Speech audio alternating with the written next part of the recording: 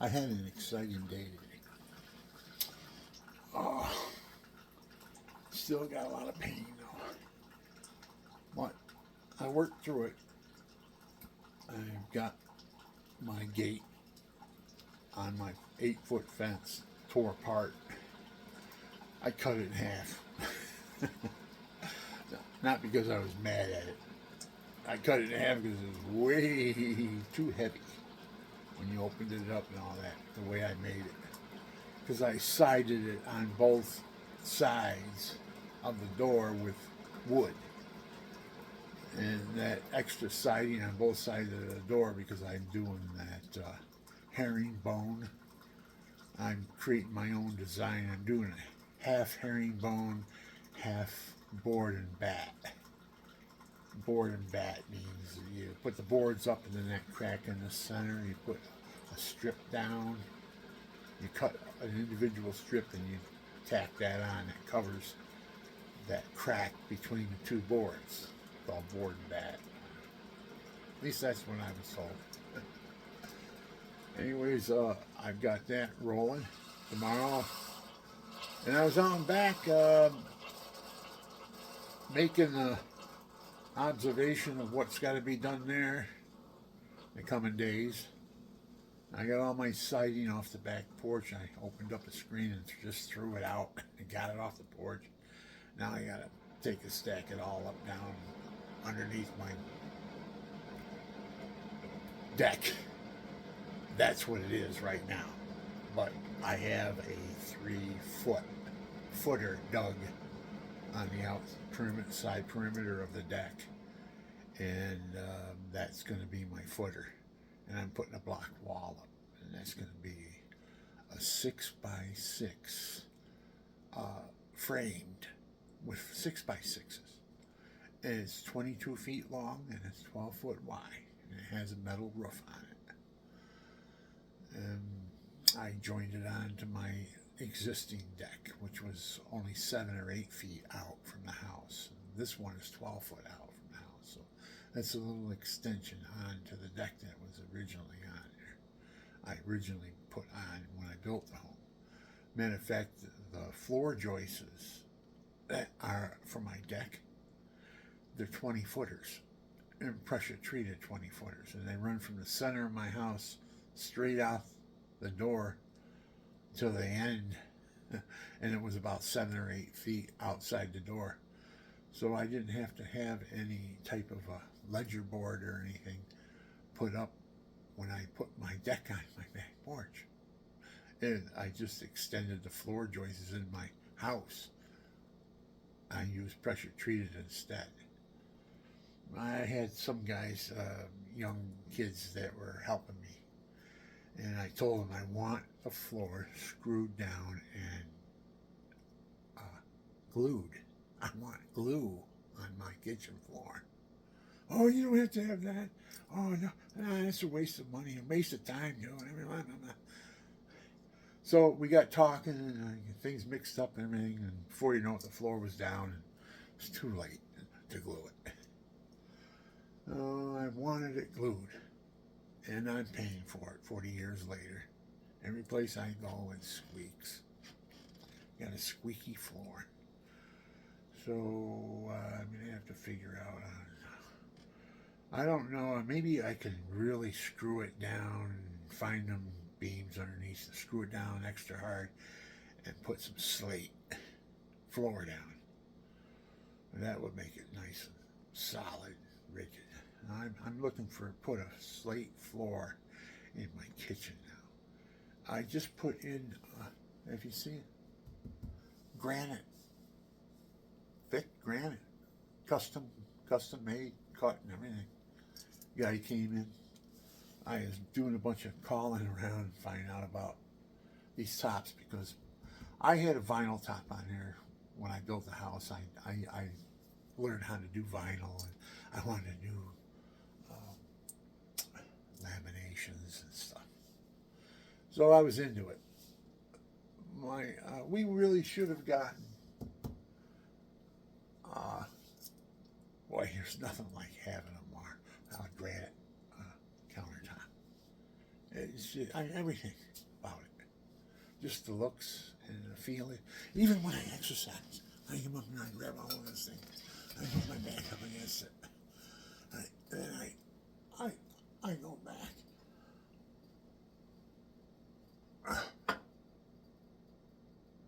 Man, what is that? Oh, good. Oh, my head fell off. Oh, into the dandelions. All right. Well, anyways, that's what happened. So I'm out there in the back, observing everything. I says, "Well, jeepers, I got to put a caution tape up around this place. OSHA will come and fine me for probably not having one up." So I'm getting my insurance company. I got this guy. He shows up at my house. Didn't call or nothing. He says, "I want to go inside your house, look it over." I said, "Well, yeah, I'm not going to let you inside my house, look it over." Well, he didn't even call me. I says, "You're not my insurance agent anymore. I don't want you anymore." So I got to thinking about it after and all that. I acted kind of, well, I should act the way I am. Somebody shows up in your house and they want to go through your house without notifying you, giving you a couple of days so you can at least clean up or do whatever you want. You got stuff laying around you don't want people to see and stuff. I want to be able to tidy my house up a little bit. He wants to come right in and take right over and walk through my house. And then he walks on my back property. I got a builder permit. I'm still building this house. It's not finished yet. So I have building materials laying around. You got to pick all this stuff up. I got a building permit. What are you talking about? I got to pick it all up. It's all in a proper spot. No, we got to have it clean. It's got to be safe. This and that. Either that, I'm going to cancel your insurance. So I went out and I got an estimate on my next door property. $7,000 the guy wanted to come in and just clear everything out, level everything out again, start from scratch. Do some dig me a footer out and back for my wall. I just put on a big deck with 6x6s. And boy, is that thing solid. So I'm going to put a block wall up. And I'm taking down the fence in the back. I got some boards on that fence that are priceless, so I got to get them off of there. I even put red oak fence 40 years ago. It's been sitting out underneath pine trees, so it hasn't been out in snow, weather, and all that stuff. It's been shaded too, but it's been seasoning. And where the nails went in is where you have problems. When you take them off and plane the board and all that. Then you got to fill them in, filler and all that. And once you get it stained up, jeepers, it looks really nice. You can't buy that quality of oak, especially red oak, in the store. Not 40 years old, but out. It's all like barn wood. People used to make those big wood barns. Now it's a commodity. Everybody wants a wood barn. You're going to tear down your wood barn? Well, I'll tear it down for free. They want all the lumber, all the beams. It's a lot of money nowadays. It's a lot of money to build out. My house right now, $230 a square foot is economical price in today's world to build a house.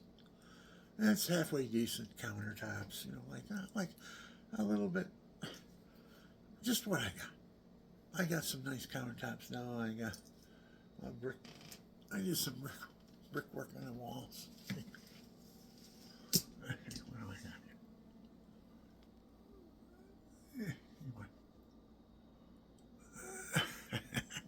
here? Amateur. You amateur. Well, anyways, let's get back to my projects. I'm going to move out a little bit here.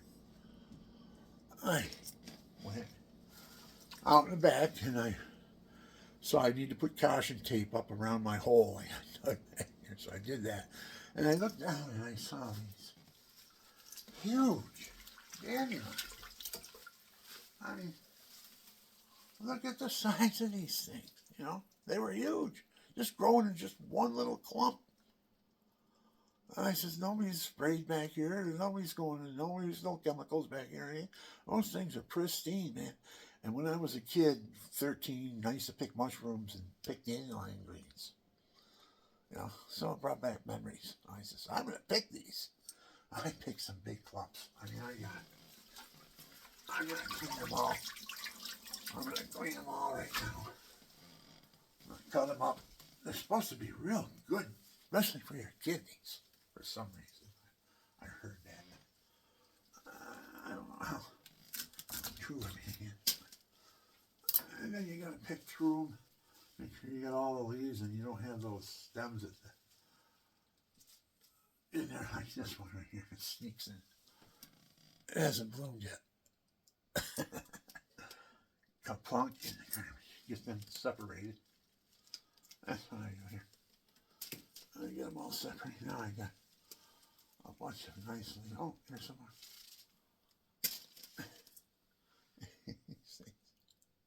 You don't want to. I mean, there's a use for all this. I was watching some films about it the other day. So now I picked them in clumps. So if I don't cut them, they're all one big clump, and then you can't spread them apart. And check out what you're gonna. Oh, there's another one of those things that bloom, and these things will bloom if you just leave them on the sun. They'll bloom. If I threw them outside, they're weird things. Boy, and they're good for you. And people don't understand. These things are good for you. Well, I'm gonna pick through them all. Cumbersome, but this is what I learned from. I have a friend. He's best man at my wedding. I learned from his uncles and stuff because I always saw them in the evening. They were out picking dandelions. Why are they picking dandelions? Well, they were brought up doing that. What I understand, and.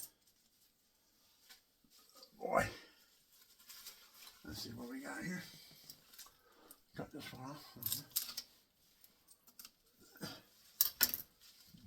Yeah, like I said, my friend's family, Italiano, from the old country too.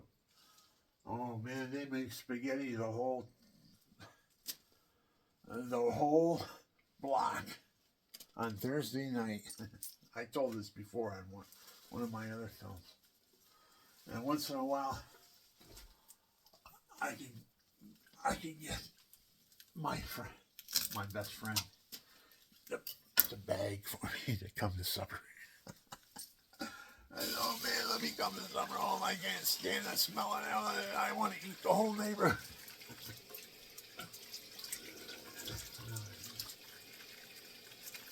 He laughed. Oh, he had his little game too. He went in and he'd get a piece of bread, and everybody had their back turned and wait for his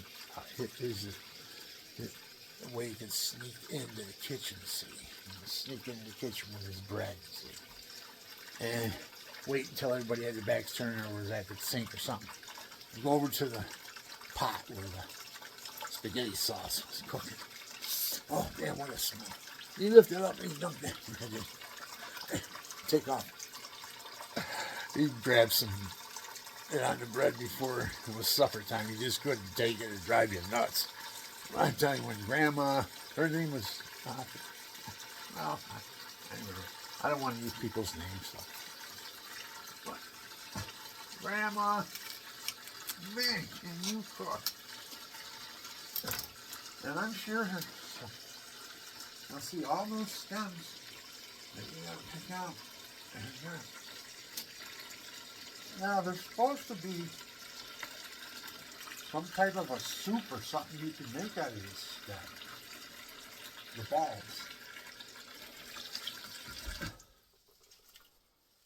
Look at this one. Look at this. I saw this. I couldn't believe it. This is in my backyard. Look at this. Look at the size of this dandelion in my backyard. Underneath the pine trees and stuff. It was just growing. Oh, it was wanting to be picked. Come on, man.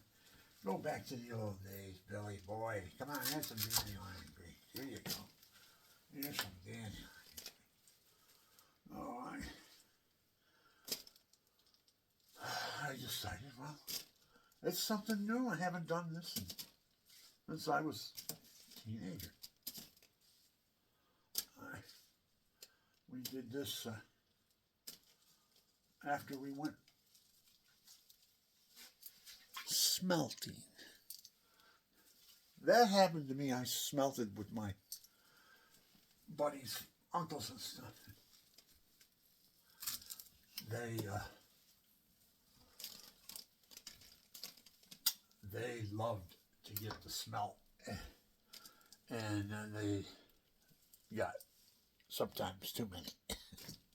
And that's why they took all the kids. Kids aren't, they take us 11, 12 years old. We're running around, playing around, dumping our scoopers and all that stuff all over the river, checking everything out, what's happening. And we ain't getting any smell. So, we're getting a few. I mean, we're killing them. But if they take and bring the neighborhood kids, they get 4 of them sitting in the back seat, and it costs them what? 6-pack soda, 6-pack of soda, and some potato chips. And now they've got 8 quarts of smelt sitting in their back seat. And we ain't going to get 8 quarts of smelt. We don't know how to get that. But they do. They know how. Oh, they know how to get them smelt. They have special spots that they discovered over the years.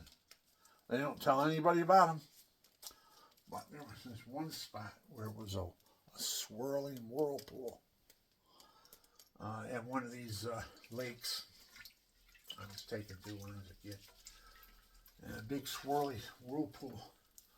And that's where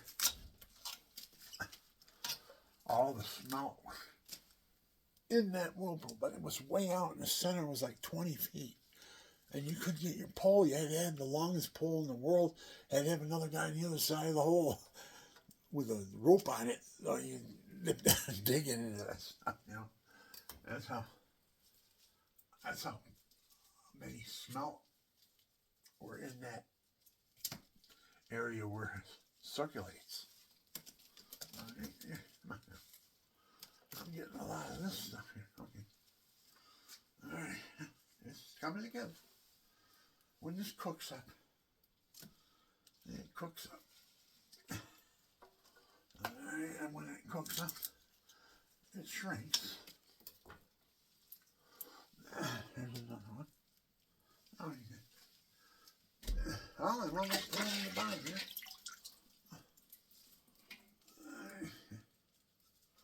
Let me see. Oh, there's a flower.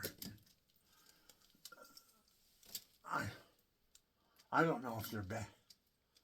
They're supposed to make some, like I said, they're supposed to make some type of a soup out of it. Just about done. Almost.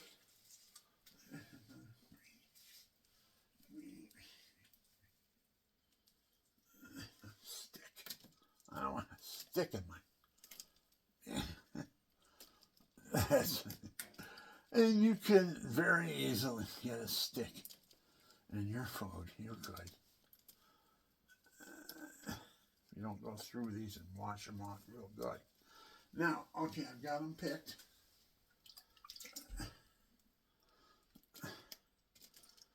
That looks like poison ivy. I hope not. Sit down and have a plate of poison ivy. Oh, that was pretty good. What was that? What was that? Oh, that's poison ivy. Next day, guy comes out. His mouth is all poison ivy. All right. I can hear it. Come on, I can hear you. Get out of there.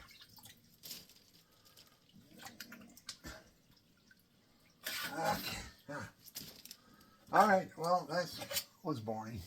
But anyway, this is my film. I don't have boring films. I got a story to tell. All right, now.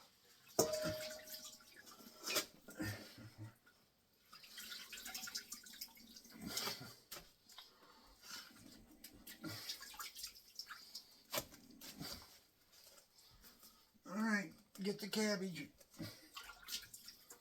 I think he was. Well, anyways, there is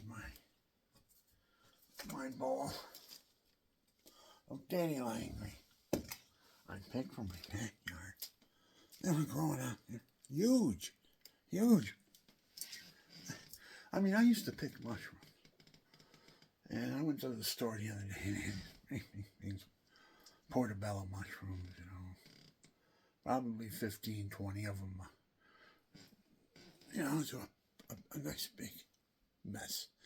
$3.99 a pound. A couple pounds, $7. And a big pile of mushrooms. You know how long I had to go looking for mushrooms and picking mushrooms for a day? Just in the morning or whatever, bending over and stooping down and running here, running there, picking all the mushrooms, you know, and picking the right ones too. And to get a pound I'd pay, and $100 bill. You're going to hire somebody to do that for you all day long. You're going to give them at least minimum wage to go pick mushrooms. By the time his day's done, he's got a pile that big. I could have went to Price Chopper. $3.99 a pound. I got portobellos. That's what I do now. I don't go looking for them. And there's a little taste difference. There's kind of like it's a little taste difference. Plus, you get the little teeny ones too, you know. All those other ones you have to slice up and everything. So, which reminds me, that's what I'm going to cook. Oh, look at this. Look at that. It's stuck in. Okay. Now, little sneak. You got to be very vigilant. I got to go through this again. I didn't see that one. Oh, I hate to have that happen. Okay, well, with this, you put it in a big pot, boil it down, and you can put your potatoes in and your carrots and, you know, make a nice little stew with it. Or you can just cook it separately and have it as a side dish. Spinach. You like spinach? People like, that's what, probably the same level of. All right, now, so they're going to sit there until I get back to them. But I wanted to film this. It's only a short tape, 23 minutes. I just wanted to show you what I do with the dandelion greens and give you a little story what's going on in the back out here. And I'm making a Dutch door wooden gate fence. And I'm going to take and make a video of it. I just did the bottom half. And I'm going to frame it. I got it all framed up, but I'm going to finish it off with trim and all that. I'm going to take and make a movie of that tomorrow. But for now on, right now, we got Holy Spirit. You like my little hat there? That's my miraculous metal hat. I always wanted this emblem. I saw it on a hat the other day in a religious shop. I want that hat. And then I had a little pin. It has a music and a crucifix on it. You see how close can I get? I put it on there. I kind of rinky dink. I'm a rinky dinker.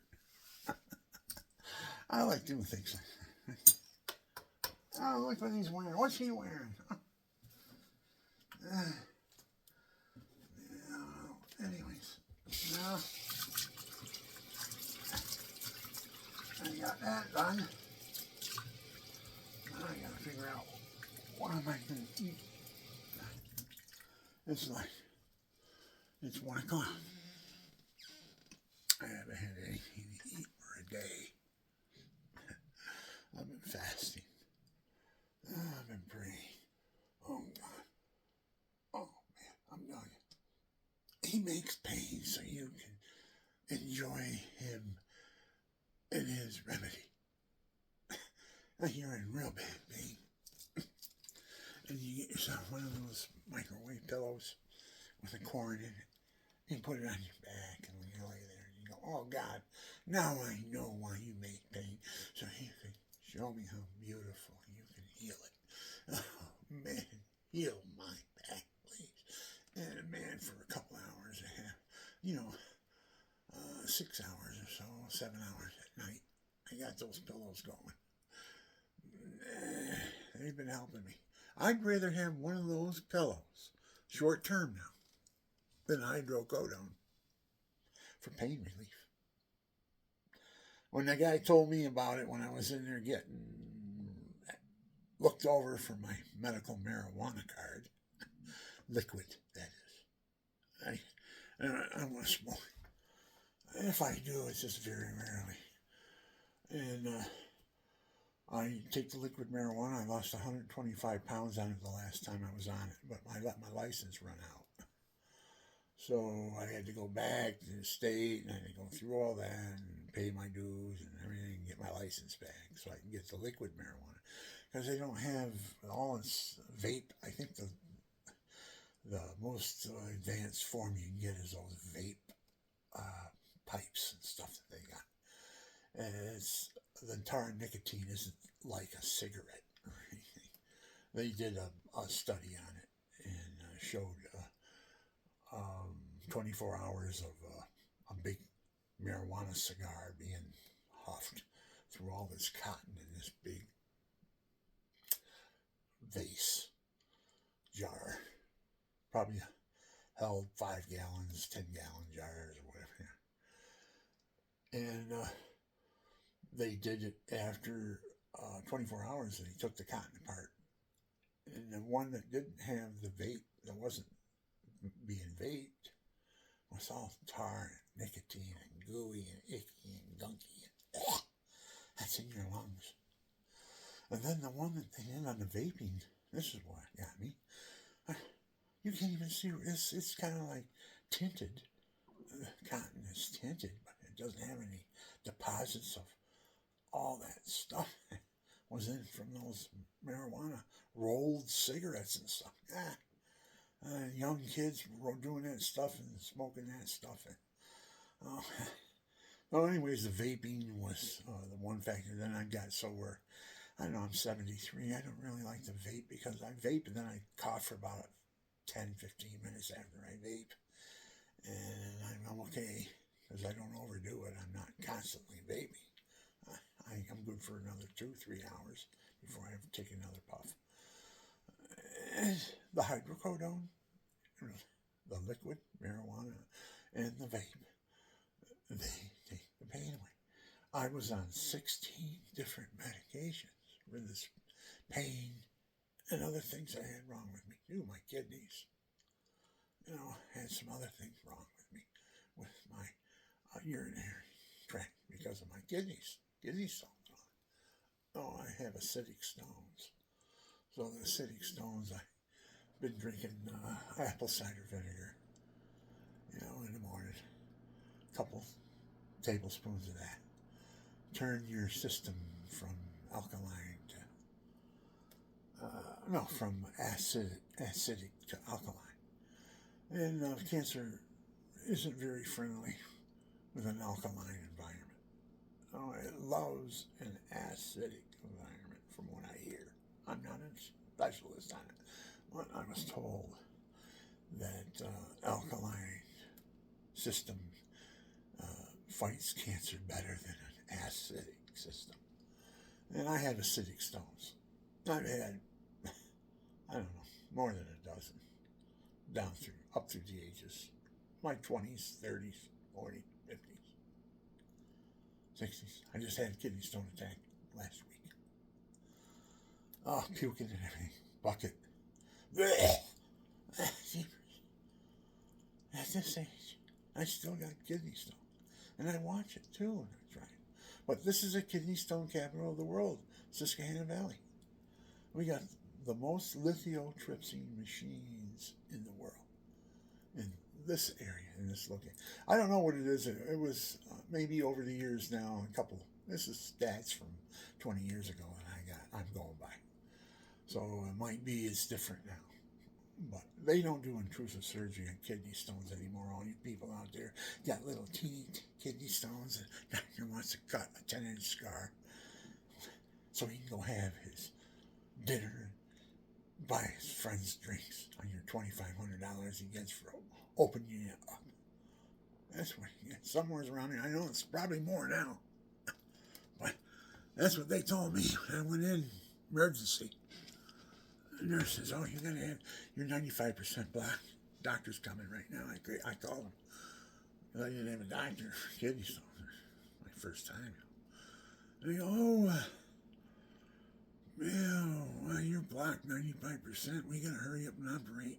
You want to sign the papers? What did you write in?" I'm kind of him and a scar, 10-inch scar for a little kidney stone. Here. So I step in the back in there and I got fooling around, and this nurse came up behind me and she whispered in my ear. She goes, "Bill, they don't do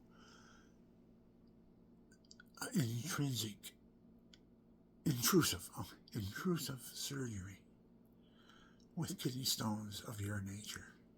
They get it done with lithotripsy. And that's done. We don't have one. We don't have a lithotripsy machine, but you can find one." So I just shut up. And I hemmed and hawed around, and I said, "Oh, well, I've got to go do something right now. Quick, I'll get back in touch with you." And I ran out. She said, don't tear you on that. Don't worry. Don't let it last too long. You got to get it done. You lose your kidney. And the nurse was saying the same thing. I don't know if she was getting a commission. So anyways, $2,500 slit me open the old way. The caveman way. I call it the caveman technology. Catching up with modern tech. It's like the train and the stagecoach. But anyways, I called around. I found a lithotripsy machine down in Danville, PA. They took me in. I told them the emergency. I told them I was a veteran. I told them I had OKs and all that stuff. Oh yeah, they took me right in. VA hospital down there in Danville, PA. That lithotripsy machine. So I went down there and came back. No scar. No 10-inch scar. For the rest of my life. And the doctor and the thing. "Oh yeah, I took it. Yeah, I gave a good operation. And that was a good operation. I got the stone and everything. Everything's okay now. He's good." You imagine that? He knew that there was lithotripsy, and he knew, maybe he's from the old school too. He doesn't trust lithotripsy. He doesn't know what the outcome of lithotripsy is going to do on somebody, because they only allow you 2,500 hits. So I'm hipping everybody. You got kidney problems and you get kidney stones. There are certain stones they still operate on now. Don't take my words. I'm a doctor. I'm not. You should have more than one opinion, that's for sure. Boy, when they start doing, I've got a 10-inch scar on my left side. That didn't have to be there. I got a hold of a caveman doctor when I was 14 years old. I had an undescended testicle. And I had to have it operated on. And what happened was I was in the hospital and I woke up. I groggy and everything. And I felt something in my groins. I checked down my groin. I felt this. I could play the bass guitar or something because there was a string taut. You can go boing, boing, boing on it. That's how taut it was. I said, what the hell is this? I'm looking. It's going down to the bottom of my scrotum. Imagine this. It didn't tell me what was going to happen. It didn't tell me what I was going to go through or anything. They got a string through my left testicle with a needle, whatever, how they did it. And they tied it down into my scrotum. And then took a 2x4 and tied it to the inside of my leg, a 3-foot 2x4. Taped it and all that stuff. And pounded a nail in it. And took that string and pulled that testicle down into the sack. And then tied it to the nail coming out of the 2x4. Boy, man. Primitive. Dr. Brick, he's dead, he's gone. But, oh my God. And anyways, that's the way he did it. So my friends would come over and visit me and play cards with me. I'm standing there, in pain, I didn't give you too much, you get hooked if they give you too much. So I'm in pain, I'm laughing. And when they first came over, my friends came over, what's going on? I said, okay.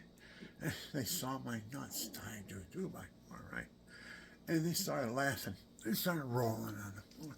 Nixon's in the hospital with his nuts tied to a 2x4. You imagine that? And I'm laughing right with them so hard, I tell them to leave because I couldn't take the pain and the laughing at the same time. No, guys, get out of here, get out of here. Jeez. So anyways, there I am for days. Now, what are you going to take? What are you going to do? Is this going to work or not? Oh, the next thing I know, a nurse is in there. She's got it. And guess what happened?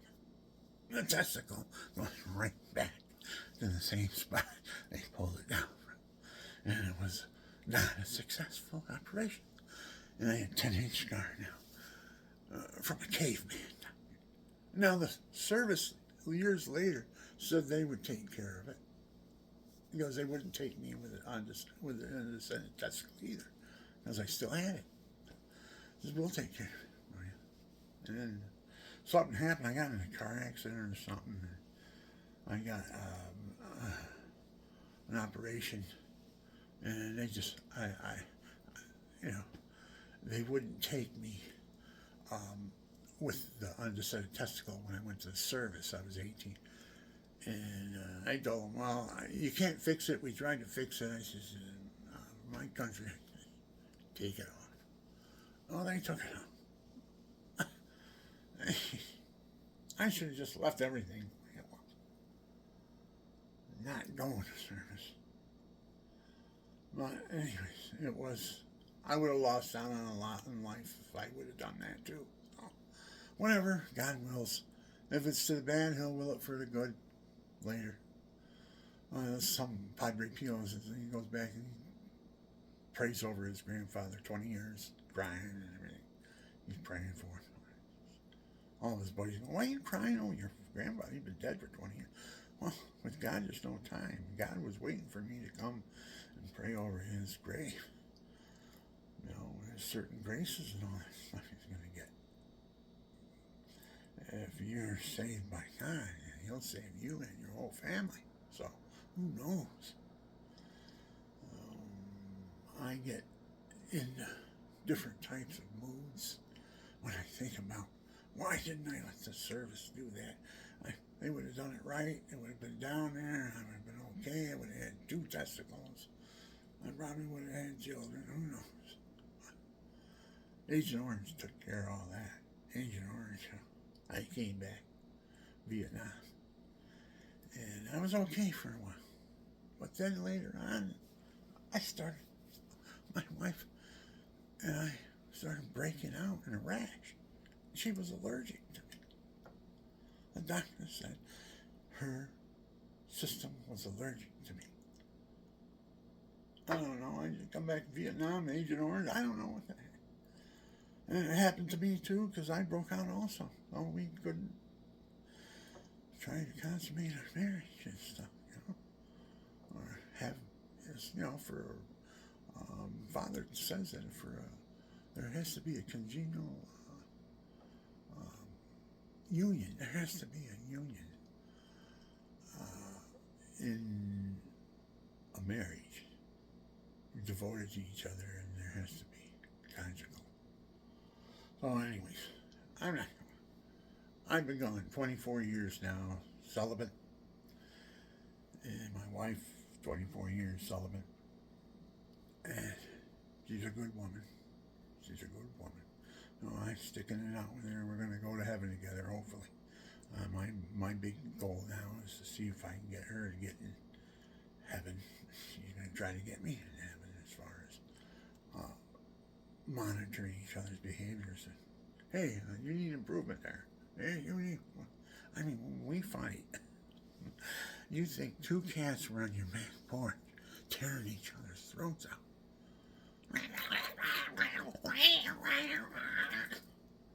And then 15 minutes later, we're cooking each other dinner. Oh, boy. Anguish release, frustration release. I'm the only one she's got to take her frustrations out on, and she's the only one I got to take my frustration out on. Luckily, we can forgive, because forgiveness is the trick. Not the trick. Forgiveness is the blessing. Forgiveness is the way God made it. If you forgive, you forget. If you don't forgive, you don't forget. And you sit around and you hate. And you hate. And you hate. And hate begets hate. Pretty soon, you're doing something. I'm going to get drunk. I'm going to go have sex tonight. Some out of wedlock. I'm going to go. Some type of suicide sets in. When you hate. That's why you got to fight hate. Because nobody will get into heaven with even the stain of sin on their soul. Because if you dwell on the stain of the sin, it can bloom again. You're going to be doing it in your heart. Jesus said you do it in your heart, you might as well done it in the flesh. Oh, it's tough. It's tough to live that life. You got to put it in God's hands, surrender, and let Him do it. And you just go along with it. If you sin, go to confession. Try not to do it again. Whatever it is, whatever your sin is. And God will forgive you. He'll never turn away a contrite heart. And boy, I've had many contrite moments with the Lord over my past. So I feel I'm with Him now. I feel I'm going to confession, I'm going to communion, I'm living a good, healthy life with my wife, and we're just doing things around the house. I'm not getting drunk or going out in the bars and all that. I don't do that stuff anymore. There was a time I did that before I was married. After I got married, God took me by the ring in my nose. He put a ring. I know, you bull in the china closet. Bull in the china store. That leads me through with a ring in my nose. I remember all kinds of things I used to do. I had more fights outside the ring than I did being a boxer. Every day was a fight against Jezebels. The look, the glance. No, come on and get me. You want some? Yeah, right. No. I don't want the guilt that goes along with it. No. Because I got the gift of it. I got the gift of having guilt. If you do something, narcissists, they don't have any guilt. They don't give a darn about anything. They don't care. anything about what's going to make you have a bad time in life if they do something to you or do something. Like I had one in the Navy. He kept my Liberty card. I told him my wife was coming in on a plane, and I had to pick her up at the airport. And Friday evening, when you go on leave, weekend leave. I want these floors clean, I want them shine, and all that. I was just there as a troop transport because I was coming from another station in Vietnam onto a aircraft carrier, and they're gonna ship-fitted welder. I'm a welder. I weld. I went to welding school, so they got plans for me. Anyways, I was in transit, and they had some third-class petty officer, a drunk. I can't understand why they let people be in charge. When a guy's a drunk idiot. He said, I want these floors shining like your shoes. So anyways, a week went by and I want to get my Liberty card. You ain't getting no Liberty card. I said, what? I said, my wife's coming in on a plane. He doesn't know where she is. He doesn't know who's going to... She doesn't even know where to go. If she called the cab, she wouldn't know where to go. Come on, man. You need my Liberty card. No, you're not. Narcissist. And he already called the cab for him to go to the bar. And he got my Liberty card. You ain't going on leave this weekend. Next week, those floors will spit shine clean. That's what he was thinking. That's what I was thinking. Oh, God, what am I going to do? This narcissist, he don't give a crap about nothing. No, he took off. I got him just before. I went, no, you're not getting it. I'm going to bam it. It's a cab. He's gone with my Liberty card. Oh, I'm thinking, I'm in real big problem here. There's no way to get off the ship. There's no way. Unless you have your Liberty card. And he took off to the bar. He's gone for the weekend. Forget about him. They'll be bringing him back in the paddy wagon with the MBs and all that. He spent the night over puking all over the place. Anyways, he comes. So I'm going, I remember that card was duplicate card he's got. I've got the original someplace, but I couldn't find it, so they gave me a new one. Now, what did I do? I went looking for it. I went down, opened my duffel bag. I dumped everything. I found it. I found my Liberty card. Imagine. And now I gotta get the guts. And it's self-preservation now, because my wife is going to be at an airport. Some pickup artist. She's been standing around. He can be as sympathetic as he wants, or be really good, and get her in that car. And that's it. That's the way they do it. In a strange town, too, San Francisco. San Francisco Airport. Oh, anyways, I find the card. I'm running around. I get ready real quick.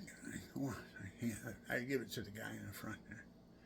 And said, yes, I didn't know what they had left orders that, no, he doesn't get, I didn't know what they did, so I just took a chance. I showed him my Liberty card, and he said, yeah, I can't let you go. I said, what? Why? Your shoes. You gotta shine them shoes.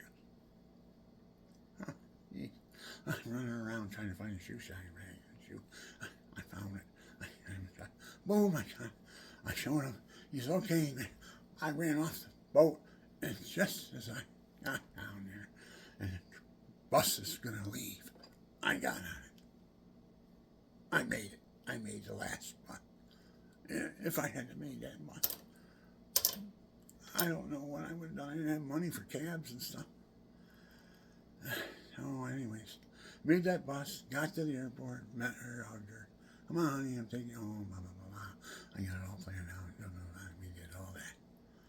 And then I got back to the boat before ship's movement. Or I got back to the boat before early. I only spent a day and a half. I got back to the boat early because I was concerned maybe he'll come back early. I don't know. So I got on the boat. I went right to my duty station. I started doing what I was supposed to do and everything. And he had been sacked down. As soon as he got here, he went, hit the sack. He was done. And then when he woke up, he looks at me. He didn't give a crap about how my wife, what happened to my wife or anything. He looked at me, just looking at me. And I didn't say a word back to him either. I was going to say, yeah, thanks, you really screwed my life up. My wife is missing. Nobody knows where she is because of you.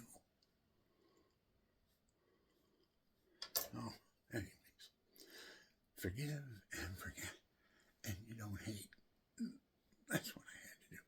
Forgive, forget, and count my blessings, because God got me through that one. That was a miracle. I couldn't believe that would happen to me. I just wouldn't give up. I just stuck it out with God. I just went with my guts. If I would have got caught, don't want I go down. I go down. I get killed, I go down. What am I going to do? Leave my wife in the airport? Be picked up some con artists? No, I'm not going to do that. I just got married, too. Oh, I took the chance. God bless me. There's a miracle. I just told you about it. Sometimes you got to take the initiative. You got to step out and have the guts to do it. And God bless what you do.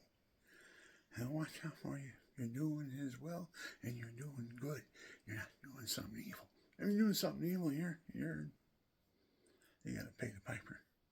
What goes around comes around, that's for sure. Oh, that's what I learned from all that. And this is the third time I told this story on a videotape. But it's so meaningful to let you realize narcissistic behavior.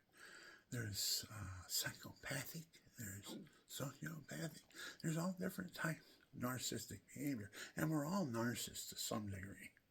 You can all look and see what a narcissist is. It's, oh yeah, I'm that. Oh yeah, I got something. Oh, I conquered that. Oh, I don't do that anymore.